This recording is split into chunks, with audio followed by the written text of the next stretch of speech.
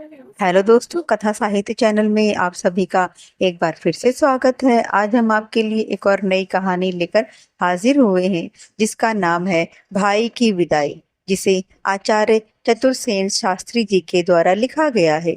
कहानी पसंद आए तो वीडियो को लाइक करें, कमेंट करें और शेयर करें, और हमारे चैनल को सब्सक्राइब करें। और ऐसी ही कहानियों को सुनने के लिए नोटिफिकेशन बेल आइकन को प्रेस करें। तो आइए कहानी शुरू करते हैं। ये कहानी आचार्य जी ने 1933 ईशून्य में लिखी थी। क्रांतिकारी दस्यु जीवन पर आधारित इस कहानी में कर्तव्यनिष्ठा और पवित्र प्रेम का सुंदर निर्वाह हुआ है। पढ़ते पढ़ते व्यक्ति भावना विभोर हो उठता है। दारोगाजी नयडाल के टूटे थाने में आए थे। अधिकार की पुरानी बुद्ध दिमाग में थी, अफसरी की धौंस भी थी। ईश्वर की दया से मोटे ताजे, गोरे चिट्टे खासे गबरू जवान थे। डींग हाँकना उनकी आदत थी। ठाकुर बताते थे, पता नहीं कुर्मी थे कि काछी। थाने में आते ही उन्होंने सिपाहियों पर रौब गांठना शुरू कर दिया। सिपाही भी एक से एक बढ़कर चंट, सैकड़ों थानेदारों की आंखें देखे हुए। भला इन्हें क्या गिनते? जो नए थे जी हुजूर कहकर बुरी भली सब पी जाते थे। जो पुराने थे वे मुंह पर तो कुछ न कहते, पर पीठ पीछे कल का लौंडा कहा करते। सिपाही और जमादार, हेड और मुहर्रिर सब पुरानी खराद के आदमियों ने मिलकर मिसकट कर रखी थी कि किसी मौके पर बच्चू जी को वो चरका दिया जाए कि जिसका नाम। दारोगाजी डाकुओं को पकड़ने के लिए बड़े उत्सुक दीख पड़ते थे। अभी तक अच्छी मुहिम से उनका वास्ता न पड़ा था। उन्हें अपनी निशानेबाजी पर नाज था। कहा करते थे कि उड़ती चिड़िया को पट से गिरा दूं। सिपाही उन्हें खूब बनाते, तारीफ के पुल बांध देते, थानेदार फूलकर कुप्पा हो जाते। वे अक्सर डाकुओं को पकड़ने में फेल होने वाले थानेदारों को जुलाहा कहा करते थे। उनका कहना था कि वो थानेदार ही क्या जो डाकुओं को गिरफ्तार न करे। क्रांतिकारी डाकों का जोर था। इन लोगों के आतंक से कस्बों और गांवों में घबराहट फैली हुई थी। आए दिन एक न एक वारदात नजर पड़ जाती थी। दो एक पुलिस वाले गोली से उड़ा दिए गए थे, इसलिए वे ऐसे मौके पर भिड़ जाने से कतराते थे। पर कार सरकार बड़ा बेढब हिटता तेपस्ताते जाना ही पड़ता, परंतु प्राय सदैव उन्हें निराश लौटना पड़ता था। ये पढ़े लिखे जवामर्द नवयुवक डाकू मानो जादू के जोर से सफलतापूर्वक डाके मार ले जाते थे। मानो उन्होंने सरकार के अमन अमान को चुनौती दे रखी थी। सर्दी के दिन थे और बारिश हो चुकी थी। अभी भी आकाश पर बदली थी। ठंडी हवा तीर की भांति चल रही थी। दारोगाजी अंगीठी सामने रखे हुए कुर्सियों पर पैर फैलाए सटक मुंह में दाबे फकाफक धुआं फेंक रहे थे। एक आदमी धीरे से आकर सामने खड़ा हो गया। ये दुबला पतला पीले रंग का आदमी था। इसकी प्रांखें गड्ढे में घुसी थी। बदन पर साधारण धोती और कुर्ता था। सिर पर एक मैली पाग थी। उसे देखते ही हेड मुंशी ने अपने रजिस्टर से नजर उठाकर देखा और कहा, रे तुम हो लाला, आज इधर कैसे भूल पड़े? वो व्यक्ति हाथ जोड़कर गिड़गिड़ाकर बोला, दीवान जी, मेरी शामत आई दिखती है, मेरी इज्जत बचाइए। मैं किसी भांति बाहर नहीं। कुछ बोलोगे भी या गिड़गिड़ाए जाओगे? कुछ मालूम भी तो हो। आखिर मामला क्या है? ये देखिए सरकार। उसने एक पुर्जा धीरे से मुंशी जी के सामने बढ़ा दिया। पुर्जा देखते ही मुंशी जी उछल पड़े। उन्होंने थानेदार साहब की ओर देखकर कहा, देखिए हुजूर, ये मामला टेढ़ा मालूम होता है। रिवोल्यूशनरी पार्टी का पुर्जा है। लाला से 5,000 रुपए तलब किए हैं। दारोगा साहब ऐसे चमके मानो बिजली घूम गई हो। उन्होंने हुक्के की नाल एक ओर सरकाकर पुर्जे के लिए हाथ बढ़ाकर कहा, देखें। पुर्जा पाकर वे गौर से पड़ गए। उन्होंने मूंछों पर ताव दिया, होंठ काटे, फिर धीरे धीरे कहा, यह काम भी उन्हीं शैतानों का है जिनकी बाबत खबरदार रहने को साहब ने लिखा है।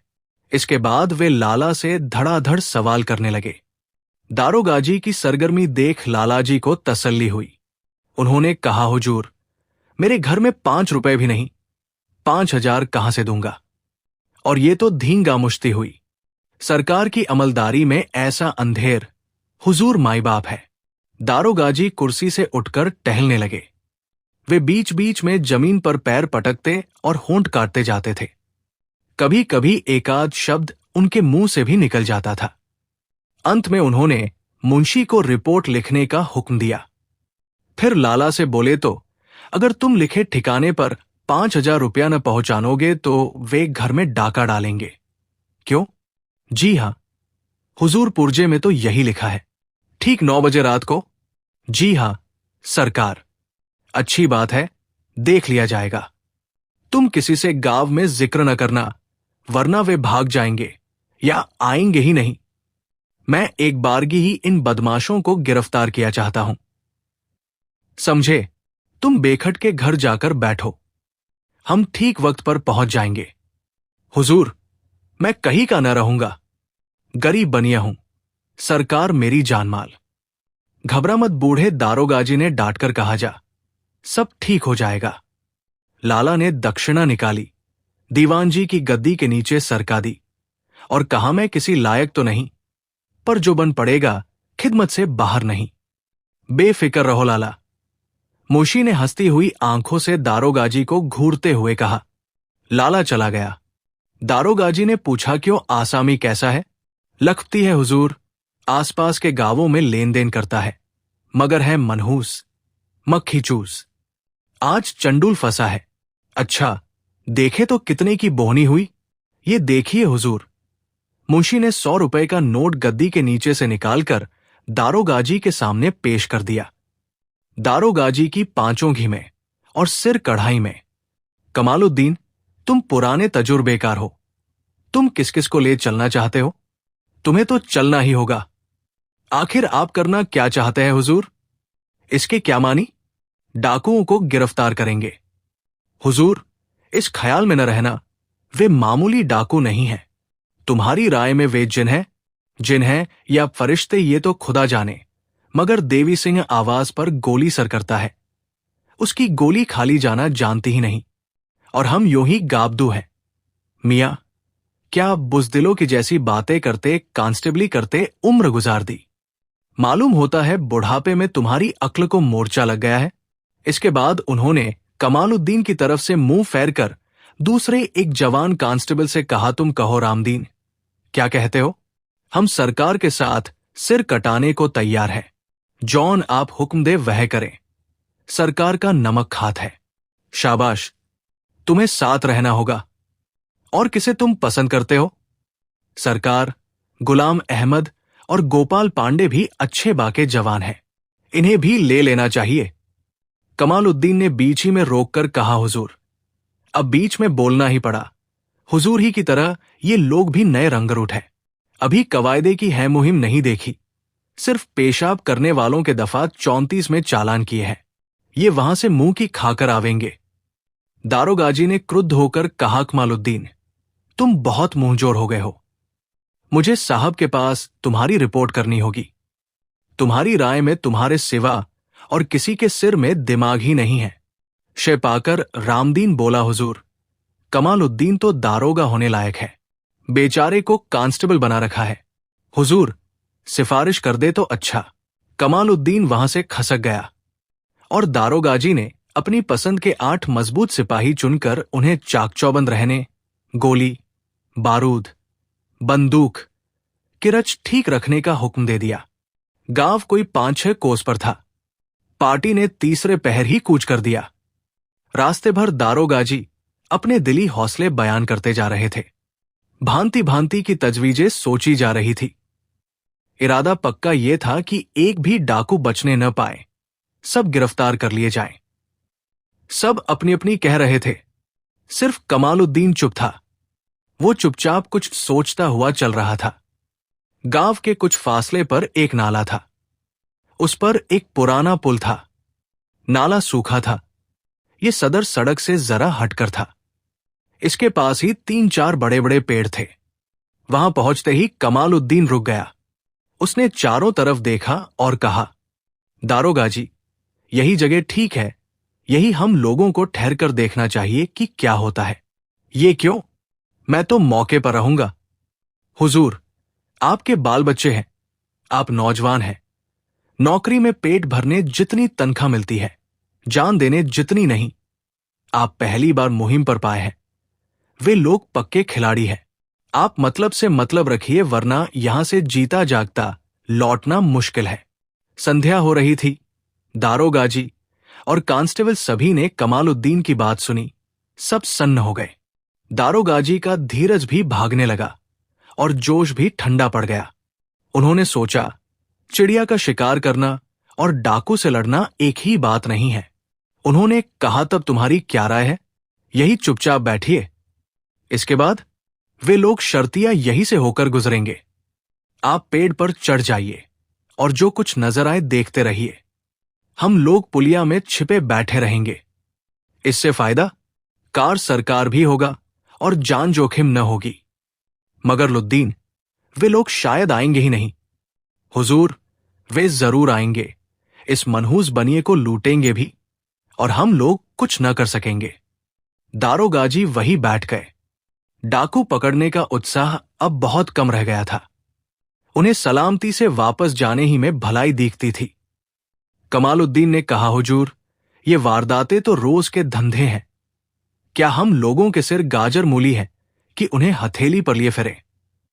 हां, जाब्ते की कार्रवाई होनी चाहिए। दारोगाजी ने सिपाहियों से कहा, क्यों भाइयों, तुम्हारी क्या राय है?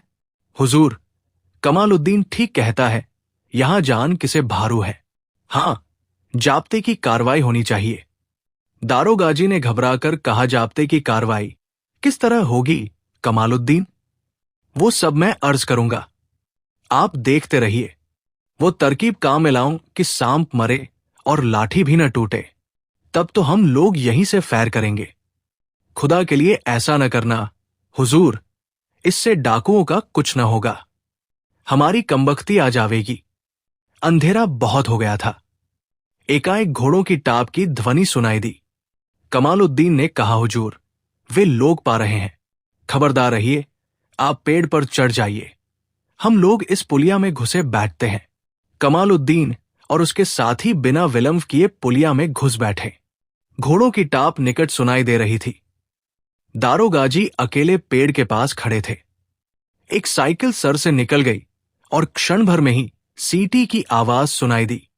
दारोगाजी को पसीना आ गया। उन्होंने दबी ज़बान से कहा, कमालुद्दीन, मेरे जते का फीता खोलो, फीता मैं पेड़ पर चढ़ नहीं सकता। जल्दी। हुजूर, खड़े मत रहिए, लेट जाइए, जल्दी पेड़ पर चढ़िए। एक साइकिल और सर से निकल गई और सीटी की आवाज गूंज गई। दारोगाजी के शरीर से पनाला बहन निकला। वे लेटकर खिसकते खिसकते नाले के मुंह पर आए और बोले, कमालुद्दीन, मुझे भी यहीं छिपाओ। ओ साला, जते का तस्मा खुला ही नहीं। कमालुद्दीन ने चुपचाप उनका मुंह भींच लिया। सवार पुल पर होकर गुजर रहे थे। एक आदमी पुलिया पर खड़ा रह गया। कमालुद्दीन ने संकेत से दारोगाजी से कहा, उसे अगर गिरफ्तार किया जाए तो बहुत मतलब हल हो सकता है। चुप रहो, साले के हाथ में 6 नला पिस्तौल है। दारोगाजी ने कांपते स्वर में कहा, और वे लोग दम रोककर मुर्दों से बाजी लगाकर पड़ गए। नायक छत पर खड़ा था। उसके एक हाथ में सर्चलाइट और दूसरे में भरा हुआ रिवाल्वर था। 2 और रिवाल्वर उसके जेबों में थे। वो प्रत्येक डाक की गतिविधि का निरीक्षण कर रहा था और साहसिक शब्दों में अंग्रेजी में प्रत्येक को आज्ञा दे रहा था। द्वार पर 2 डाकू बंदूक ऊंची किए मुस्तैद खड़े थे। गृहपति और गृहिणी बीच आंगन में चारपाई पर चुपचाप बैठे थे। उनके सिर पर पिस्तौल ताने एक डाकू खड़ा था। डाकघर में से माल लालाकर गट्ठर बांध बांध कर प्रांगण में ढेर कर रहे थे। सब काम चुपचाप हो रहा था।